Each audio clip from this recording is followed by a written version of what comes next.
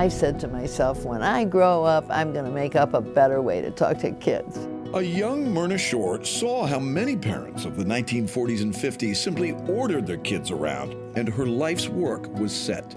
I wanted to be a nursery school teacher, and I wanted to work in a university laboratory nursery school. Eventually, Shure would get a doctorate from Cornell University in 1966, but along the way, she felt the problem-solving skills being taught to kids of puzzles and anagrams were too abstract and didn't help children solve their own problems. I said, how come nobody ever studies people problems like this? And that was the beginning of my thinking. It led to collaboration in 1968 with researcher George Spivak at Hahnemann University, where they developed games and activities aimed at guiding children's behavior, not dictating it, through two-way conversations that Shure calls dialoguing. That gave us the whole theory and philosophy that some kids, even as early as preschool, don't have to be told what to do. For 24 years, Shure and Spivak gathered evidence and published their social-emotional approach to problem solving, leading to Myrna Shure's pioneering programs, I Can Problem Solve and Raising a Thinking Child. You work with Sid. How did you get him to solve his own problems? Oprah, in one simple sentence, I sat and then we were very lucky to get on Oprah. You can imagine what happened after that. The TV and radio exposure put Dr. Myrna Shure's practical problem solving into the hands of parents and teachers. So today in our I Can Problem Solve lesson, schools like Sunset Elementary in Sturgeon Bay, Wisconsin embraced I Can Problem Solve to improve self-management and behavior using word pairs like same and different, asking kids, can you think of a different way to solve this problem? It's not technology, it's not a screen, it's not widgets and gadgets. It's really conversation and teaching children how to talk to each other. They can just use it as part of their everyday work.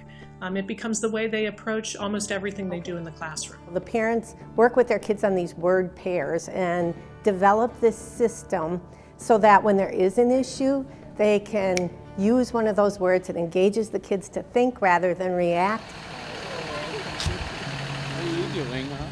Moy Zahler's daughter, Hope, used to torment her little brother and the family cat until I Can Problem Solve and Raising a Thinking Child stopped the button pushing. Hey, the cat has feelings too, or your brother, he's getting hurt too, you know? Kind of made her like, okay, like, what do you mean? Tell me more. So it started this dialogue that wasn't there before. Use words to solve a problem. What do you see on this page that makes you happy?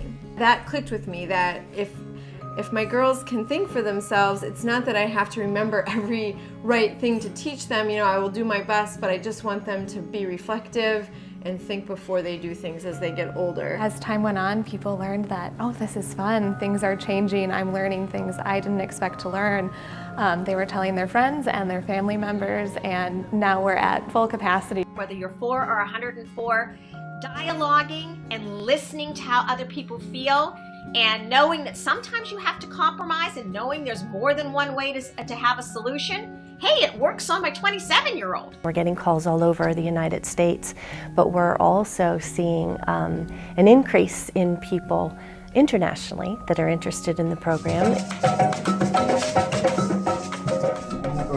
I Can Problem Solve and Raising a Thinking Child will impact important problems in Chile related to school climate, bullying, harassment, school dropout rates, and mental health concerns. Este programa enseña a los niños cómo pensar y no qué pensar. As Dr. Myrna Shure revises and re-releases her groundbreaking series of Thinking Child, Preteen, and Thinking Parent books, some these days consider it common sense. But raising a thinking child wasn't always common sense until Myrna Shure made it that way. She did indeed create a better way to talk to kids. It's really very simple, and it really changes the way children behave, and maybe, just maybe, we can have a more empathic and humane world as time goes by.